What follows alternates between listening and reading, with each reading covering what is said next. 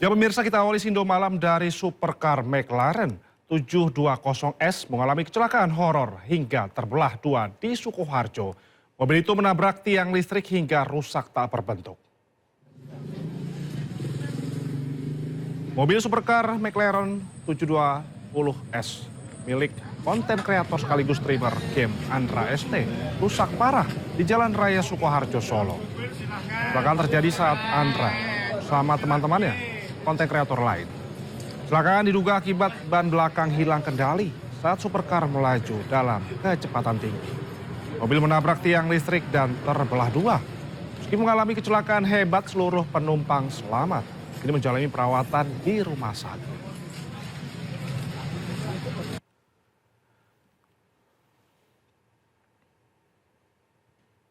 Sementara itu, pemirsa, ajang balapan motor Muna Race 2026 digelar di Jalan Bypass, Kabupaten Muna, Sulawesi Tenggara, diwarnai insiden kecelakaan.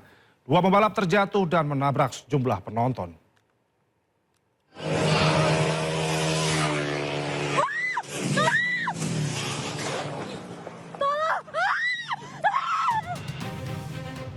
Kecelakaan terjadi di ajang balapan motor Muna Race 2026 yang digelar di Jalan Bypass Raha, Kabupaten Muna, Sulawesi Tenggara.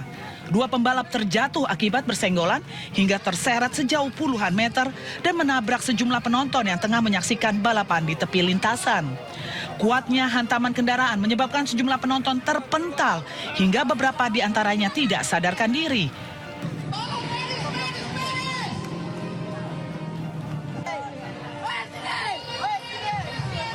Insiden ini memicu kepanikan di dalam arena balapan. Sejumlah korban langsung dibawa ke rumah sakit untuk mendapatkan penanganan medis. Kecelakaan terjadi saat sejumlah pembalap sedang melaju kencang. Tiba-tiba saja dua di antaranya bersenggolan hingga keduanya terjatuh dan menabrak sejumlah penonton. Akibat insiden ini, 7 orang terluka termasuk 2 gadis payung yang mendampingi pembalap. Dari Kabupaten Muna, Sulawesi Tenggara, Andi Eba, iNews melaporkan. Ya pemirsa, seorang penumpang ojek online terjatuh dari motor usai tersangkut kabel di kawasan Widya Chandra, Jakarta Selatan. Kamera dashboard mobil merekam detik-detik wanita penumpang ojek online terjatuh di Taman Widya Chandra, Kebayoran Baru. Lagi-lagi penyebab kecelakaan akibat korban terjerat kabel menjuntai. Korban tidak alami luka serius karena langsung bangun mengetahui banyaknya kendaraan melintas di belakangnya. Menurut warga, kabel semrawut di kawasan ini sebagai menjuntai di jalan karena tersangkut kendaraan besar yang melintas.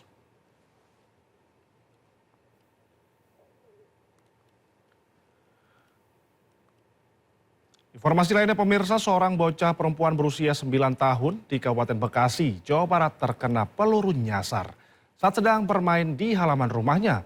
Proyektil diduga berasal dari senapan angin dan mengenai dada kanan korban.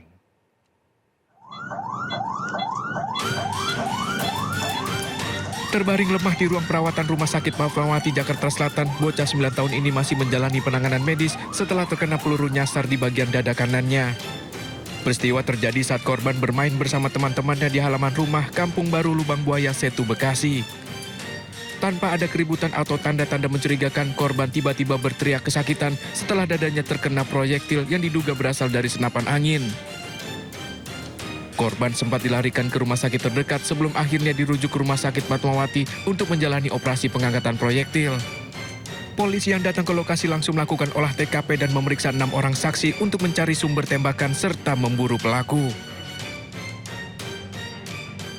Jadi saat itu sedang bermain, tiba-tiba korban merasa ada sesuatu menimpa dadanya. Kemudian berteriak, rasa sakit, nah kemudian dibantu oleh saksi, ada ibu-ibu di situ, yang kebetulan juga ada Pak RT, kemudian dibawa sama Pak RT ke klinik. Nah, ternyata situ ditemukan ya ada luka lubang. Ya, kemudian ditindaklanjuti di Rumah Sakit Fatmawati dan berhasil diangkat proyektil yang diduga dari senapan angin. Kini kasusnya dalam penanganan Polsek Setu dan Mapolres Metro Bekasi. Dari Kabupaten Bekasi, Jawa Barat, Didi Junaidi, Agus Rohim, iNews melaporkan. Diduga menjadi korban eksploitasi anak, seorang bocah menjadi sasaran penganiayaan seorang lansia disabilitas di Depok, Jawa Barat. Warga yang pergoki aksi pelaku malah dapat perlawanan dan pelaku menyatakan korban adalah anak angkatnya.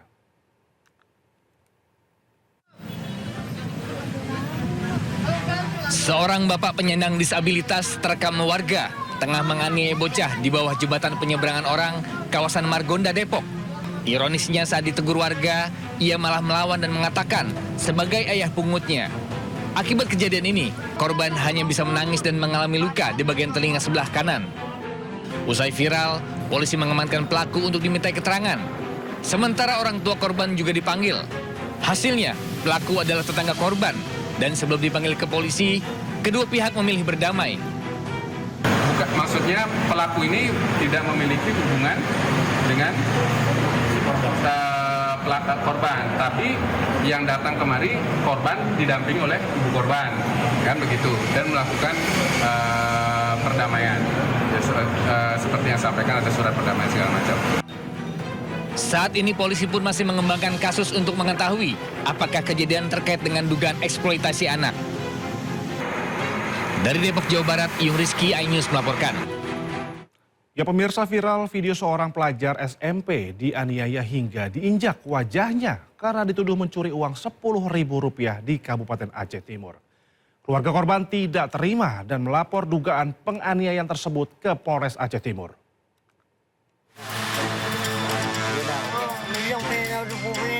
Aksi bullying masih terus terjadi.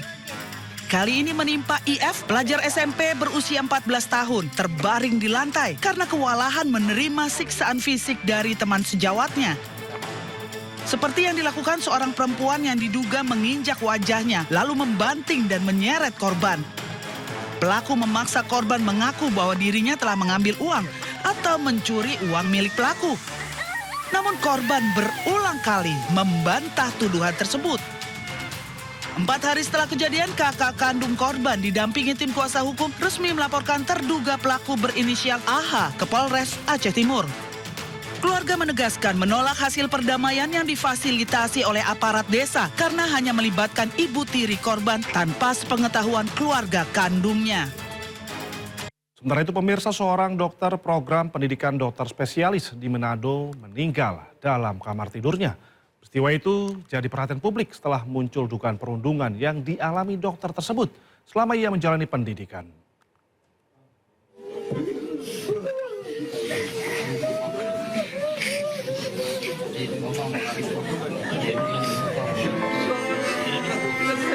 Tangis keluarga Dr. Adrian Rantung tak terbendung ketika melihat jenazah dokter PPDS itu disemayamkan di rumah duka. Dr. Adrian Rantung ditemukan meninggal oleh sang ayah di dalam kamar tidurnya di Manado, Sulawesi Utara.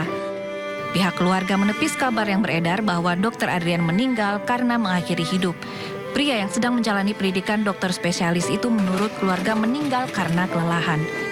Peristiwa meninggalnya Dr. PPDS Adrian Rantung mendapat sorotan dari publik karena ia diduga mengalami perundungan selama menjalani pendidikan dokter spesialis anestesi. Namun hingga kini belum ada keterangan resmi dari pihak rumah sakit tempat ia bertugas maupun dari pihak kepolisian. Dari Manado, Sulawesi Utara, Jeffrey Langi, iNews melaporkan. Atas insiden tersebut, Kementerian Kesehatan menghentikan sementara pendidikan prodi anestesiologi di RSUP Kando, Manado, menyusul kasus meninggalnya dokter program pendidikan dokter spesialis atau PPDS Adrian Rantung. Penghentian kegiatan PPDS anestesi ini tertuang dalam keputusan Direktur Utama RSUP Kando, Manado pada 6 Juli 2026. Dalam surat tersebut, kegiatan PPDS anestesi RS Kando dihentikan sampai penanganan dugaan perundungan selesai. Setelah itu, penyebab meninggalnya Dr. Adrian termasuk dugaan adanya perundungan masih dalam proses penyelidikan oleh tim investigasi Kemenkes.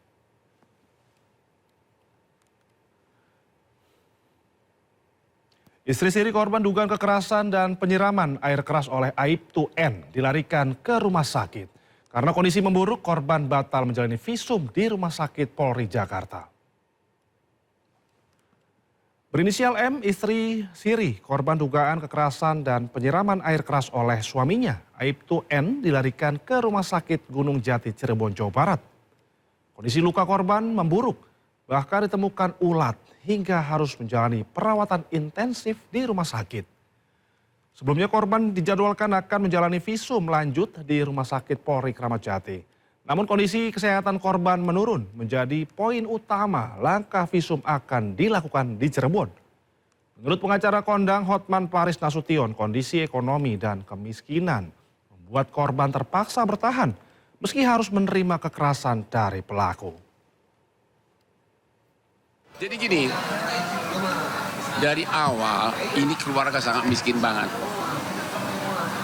Takut, dan kitalah yang berhasil membongkar kasus ini. Kita amankan dia ke rumah aman. Hotman yang bayar, ambulans yang bayar, pengacara semua transport kita yang bayar. Kemarin Menteri Kesehatan udah datang, Menteri PPA, Pelindungan Perempuan Anak, ya katanya akan dimasukkan ke rumah sakit. Tapi awalnya kita semua, ya memang sangat miskin. Makanya saya berulang-ulang, kenapa cewek mau disandra bertahun-tahun, dianiaya bertahun-tahun, nggak kabur gitu loh. Kayak Jupiter itu kan 3 tahun. Waktu dia pergi sebagai debt collector, dirusak aja kacanya. Temboknya diketok-ketok atau teriak biar Pak RT RW datang. Why? Akhirnya aku pikir-pikir, ini mungkin semua karena faktor kemiskinan. Wanita-wanita itu pada takut pergi, karena kalau pergi siapa yang ngasih makan gitu. Makanya kalian wanita bekerjalah kau semua, jangan mau miskin ya. Kita ke informasi lainnya pemirsa, tim dokter Rumah Sakit Hasan Sadikin Bandung masih membersihkan infeksi luka yang diderita oleh YT, korban penyekapan dan penyiksaan kekasihnya. Korban akan menjalani operasi setelah bersih dari infeksi. Diketahui YT korban penganiayaan Taufik Hidayat masih dirawat di Rumah Sakit Hasan Sadikin Bandung, Jawa Barat. Wanita berumur 29 tahun ini telah bisa beraktivitas seperti duduk dan berkomunikasi. Saat ini tim dokter RSHS masih membersihkan infeksi luka korban. Sambil menunggu operasi, tim dokter juga tengah memulihkan psikis korban. Korban YT akan menjalani tindakan operasi setelah kondisi korban bersih dari infeksi. Operasi nantinya melibatkan sebanyak 40 dokter dari RSHS dan Kementerian Kesehatan. Alhamdulillah pasien saat ini memang sudah bisa duduk, sudah bisa dapat beraktivitas, dan juga kita kemarin sudah melaksanakan debri demam atau pemeriksaan luka sambil dengan menunggu operasi. Saat ini memang sedang pemulihan dan sedang menunggu operasi seperti itu. Saat ini kan memang masih ada infeksinya, tadi pakai kenapa steril, begitu setelah infeksinya tertangani kita langsung dilaksanakan seperti itu. Sementara itu, Direktorat PPO dan PPA Polda Jawa Barat menggelar rekonstruksi dan gelar perkara dalam kasus penganiayaan dan juga penyekapan yang dilakukan Taufik Hidayat terhadap kekasihnya. 31 saksi telah diperiksa dan Polda Jabar masih melengkapi berkas perkara untuk dilimpahkan ke kejaksaan.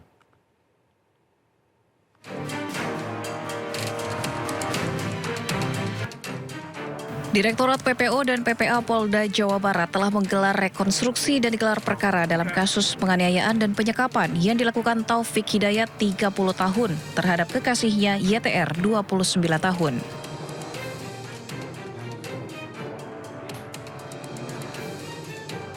Polisi menjerat Taufik Hidayat dengan 3 pasal berlapis yang total ancaman hukumannya mencapai 36 tahun penjara. Dalam kejadian ini, YTR terbukti menjadi korban kekerasan seksual. Kabid Humas Polda Jabar mengatakan dalam penerapan pasal pihaknya telah mengkonstruksi 3 pasal. Yang pertama pasal 451 tentang penyanderaan, pasal 469 ayat 1 tentang penganiayaan berat yang direncanakan, dan pasal tentang TPKS atau tindak pidana kekerasan seksual.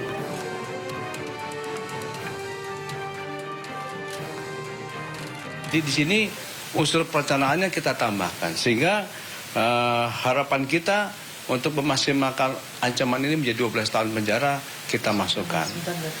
Demikian juga kita tambahkan konstruksi hukum baru yang saat ini kita terapkan kepada yang bersangkutan, yaitu tentang pasal 6 Undang-Undang Nomor 12 Tahun 2002, yaitu tentang TPKS. Ini sudah kita masukkan. Ini berdasarkan pertama adalah keterangan saksi ahli, yang kedua korban, dan yang terlebih dahulu yaitu presum yang sudah kita lakukan. Jadi rekan-rekan sekalian, ini kabar yang bagus untuk kita sampaikan bahwa TH saat ini telah kita jerat dengan 3 pasal berlapis. Dan sebelumnya sudah kita sampaikan bahwa yang bersangkutan telah melakukan suatu tindak pidana yang telah menjalankan hukuman ya 1 tahun 8 bulan yang terdahulu, sehingga tindak pidana berulang ini atau residivis ini akan menambah pemberatan daripada hukuman nanti. Sebelumnya, Polda Jawa Barat mengungkap kekejaman Taufik Hidayat, tersangka penyekapan dan penyiksaan terhadap YTR, dilakukan secara berulang lebih dari 2 tahun, yakni sejak Mei 2024 hingga Juni 2026. 31 saksi telah diperiksa dan Polda Jabar saat ini masih melengkapi berkas perkara untuk dilimpahkan ke kejaksaan dan membuka kemungkinan penambahan pasal lain jika ditemukan bukti baru. Tim Liputan iNews melaporkan. Informasi lainnya pemirsa, polisi tetapkan 14 tersangka baru dalam kasus daycare Little Aresa di Yogyakarta. Penetapan 14 tersangka baru ini berdasarkan gelar perkara dilakukan polisi. Kasus dugaan kekerasan dan penelantaran anak di daycare Little Aresa masih terus bergulir. Polresta Yogyakarta menetapkan 14 tersangka baru. Belasan tersangka antara lain 2 admin, 1 petugas rumah tanggaan, dan 1 satpam. Sementara sebanyak 10 tersangka lain adalah pengasuh anak. Para tersangka diancam pasal berlapis tentang tindakan diskriminatif dan penelantaran anak. Dengan tambahan 14 orang tersangka baru ini, jumlah tersangka menjadi 27 orang. Terkait dengan 1 satpam, kemudian yang 1 yang bersih-bersih itu, di dalam Undang-Undang Perlindungan Anak itu ada kata-kata yang membiarkan seharusnya kalau orang yang mengetahui adanya suatu tindak pidana diharapkan laporan ke kepolisian. Jangan membiarkan adanya dugaan tindak pidana. Direktorat Jenderal Imigrasi Sumatera Utara bersama Polda Sumut berhasil mengungkap jaringan penipuan daring lintas negara bermodus love scamming di Medan, Sumatera Utara. 7 warga negara asing ditangkap. Penggerebekan ini dilakukan oleh tim gabungan bermula dari informasi diterima Polda Sumut mengenai aktivitas mencurigakan warga negara asing di kawasan CBD Polonia, Medan. Kasus kemudian dikembangkan di kawasan Royal Sumatera dan juga Hotel Golden Eleven. Tugas mengamankan 7 WNA dan 31 WNI sebagai penggerak jaringan penipuan daring. Modus sindikat ini memanipulasi identitas di media sosial seperti TikTok dan Instagram untuk mendekati serta mengecoh korban di luar negeri hingga mengalami kerugian secara finansial. Para pelaku secara khusus menargetkan pria kebangsaan Jepang sebagai korban penipuan. Ditjen Imigrasi Sumatera Utara berkoordinasi dengan Kedubes Tiongkok dan juga Kedubes Vietnam di Indonesia untuk proses deportasi terhadap ke-7 WNA. Kini para WNA juga diajukan untuk pencekalan selama 10 tahun lamanya.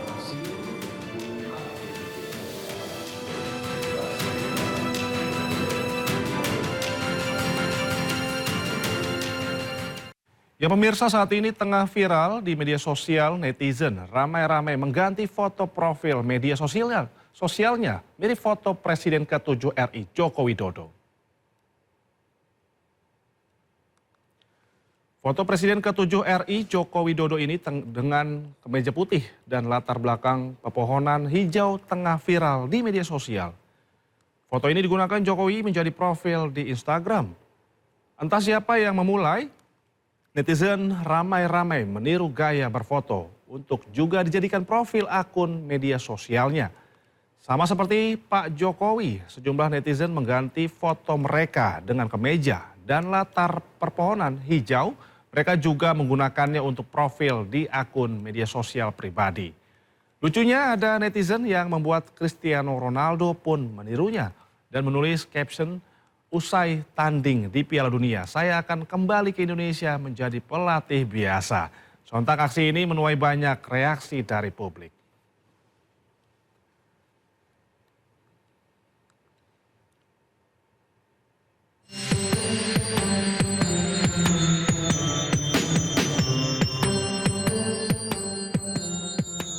Sementara seorang pria asal Bandung Barat, pemirsa, Jawa Barat diterkam buaya saat memperbaiki kapal jukung di sebuah sungai di Banyuasin, Sumatera Selatan.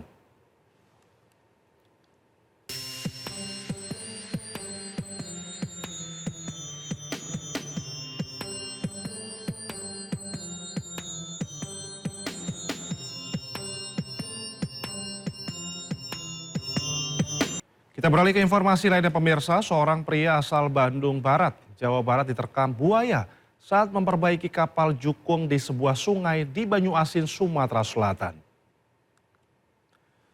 Korban yang bernama Ipan Murzaman ini diketahui tengah melakukan perbaikan kemudi jukung bersama 2 orang rekannya Senin dini hari lalu.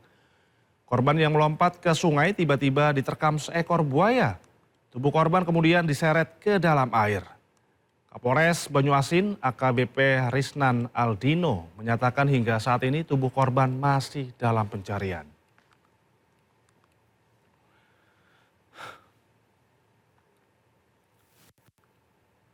Ya pemirsa, komplek asrama militer Rindam 14 Hasanuddin di Goa, Sulawesi Selatan terbakar. Melihat kobaran api membesar, warga lari berhamburan.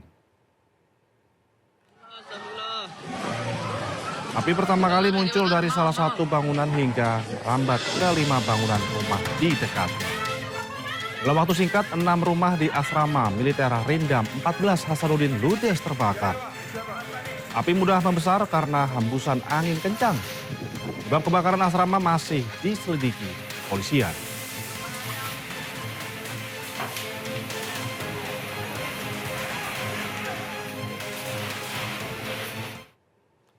Kesal terdakwa hanya divonis 1 tahun penjara. Keluarga korban pengeroyokan hingga tewas mengamuk di Pengadilan Negeri Cikarang, Kabupaten Bekasi. Keluarga korban menilai tuntutan tersebut tidak mencerminkan rasa keadilan, mengingat korban meninggal dunia akibat pengeroyokan brutal. Keluarga remaja korban pengeroyokan hingga tewas protes usai mengikuti sidang lanjutan di Pengadilan Negeri Cikarang, Kabupaten Bekasi. Mereka menuding sidang tidak transparan. Marahan ini dipicu majelis hakim hanya memvonis terdakwa 1 tahun penjara. Keluarga korban misalkan tidak pernah mendapat informasi mengenai sidang. Bahkan mereka dilarang mengikuti salah satu agenda sidang. Keluarga korban berupaya mengajukan banding karena menilai putusan hakim yang tidak adil.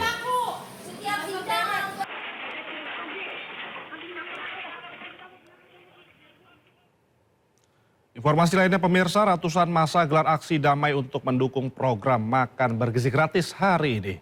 Massa yang awalnya akan melakukan aksi di Monas justru berubah titik aksi ke kantor BGN. Massa yang tergabung dalam Presidium Aliansi Rakyat Pendukung MBG melakukan long march menuju kantor Badan Gizi Nasional Jakarta Pusat. Jumlah peserta aksi mengaku berasal dari berbagai daerah di Indonesia dan hadir sebagai perwakilan mitra penyelenggara program MBG.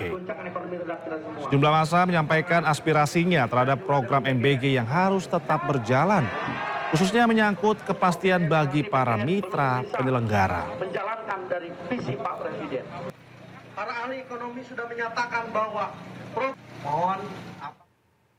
Sementara itu pemirsa, pimpinan Badan Gizi Nasional sambangi Gedung Merah Putih KPK. Audiensi tersebut diinformasikan berkaitan dengan pencegahan korupsi. Dalam audiensi, pimpinan BGN hadir diantaranya Kepala BGN Nanik Esgeyang serta 2 wakilnya Agustina Arumsari dan juga Trenggono. Tibanya di Gedung Merah Putih KPK, ketiganya tidak banyak bicara kepada awak media. Wakil Badan Gizi Nasional Agustina Arumsari sampaikan audiensi berkaitan dengan pencegahan korupsi. Salah satunya pembahasan kajian KPK soal 8 temuan yang berpotensi membuka ruang korupsi dalam program MBG. kasih jalan Mas, kasih jalan Mas. Sudah memberikan hasil kajian. Waktu itu masih masa pemerintahan pimpinan yang lalu karena 17 Maret 2026. Pada saat 2 Juni 2026 kami datang, itu kami lihat ternyata hasil kajian tersebut belum mendapat tanggapan. Kami pelajari semua, ada 10 temuan, kami pelajari satu persatu, lalu sebagaimana yang seharusnya ada temuan dari BPK, dari BPKP, seharusnya setiap instansi pemerintah yang mendapat rekomendasi harus melakukan rencana tindaknya untuk menindaklanjuti rekomendasi tersebut. Oleh karena itu kami bentuk tim, lalu kami mendiskusikan 10 temuan tersebut dan kami menyusun rencana. Ya pemirsa, belasan orang tewas usai tornado menghantam provinsi Hubei, Cina. Selain 11 orang tewas, tornado dan badai petir juga menyebabkan 330 orang terluka dan 2.800 rumah rusak. Petugas penyelamat berusaha mengevakuasi warga terjebak badai. Sebelumnya tornado di Tuyang, Bangka menerjang kota Huanggang juga menyebabkan kerusakan pada bangunan.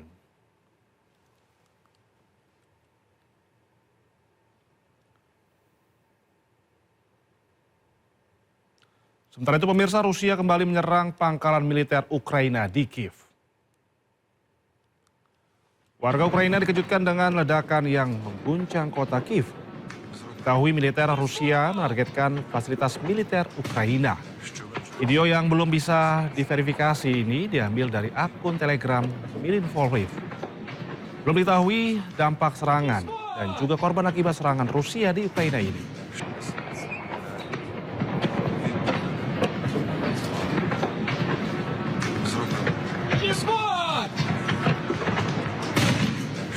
Informasi lainnya pemirsa, Israel kembali menggempur wilayah Libanon, tepatnya di wilayah Nabati. Belum ada laporan korban dari serangan tersebut. Cahaya diduga ada berasal dari serangan artileri Zionis, terlihat di langit malam Libanon, tepatnya di Bukit Ali Al-Tahir, kawasan Al-Fauqa, Nabati. Serangan terjadi setelah 26 Juni lalu, Libanon dan Israel menandatangani rangka kesepakatan damai dengan mediasi Amerika Serikat yang bertujuan mengakhiri konflik yang terjadi sejak awal tahun ini.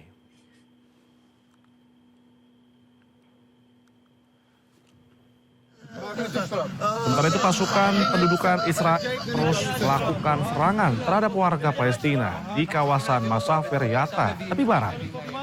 Warga diserang secara brutal setelah pasukan Israel menyerbu tanah milik Palestina di desa Muwarah. Jumlah warga Palestina nampak terbaring sakitan di pinggir jalan saat diserbu pasukan Israel. 8 warga dilaporkan terluka, sementara 2 warga ditangkap paksa oleh Israel.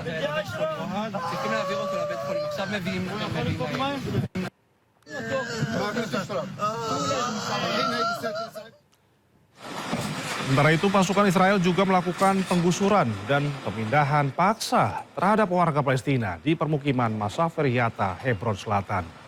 Kali ini Israel menggusur rumah-rumah warga di desa Al-Hadirat. 2 alat berat eskavator tengah menghancurkan sejumlah bangunan hingga rata dengan tanah. Otoritas Israel telah mengeluarkan perintah pembongkaran yang tidak hanya menargetkan rumah, tapi juga fasilitas air bersih milik penduduk setempat.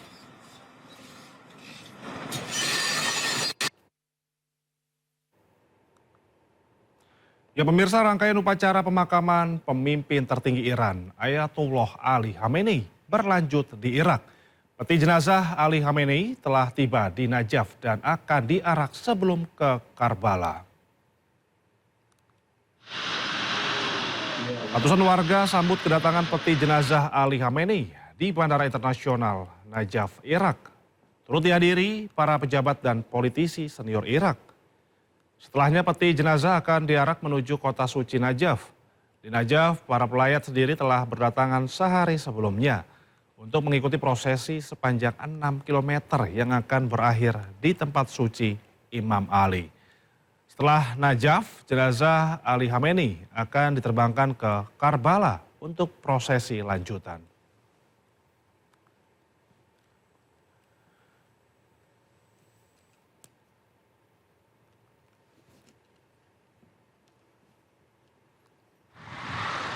Sementara itu warga kota Karbala bersiap untuk salah satu pemberhentian terakhir dalam prosesi pemakaman mantan pemimpin tertinggi Iran, Ali Khamenei, sebelum dimakamkan di Mashhad akhir pekan ini. Spanduk dan foto Khamenei berjajar di sepanjang jalan kota Karbala, serta kendaraan militer yang diparkir di pinggir jalan.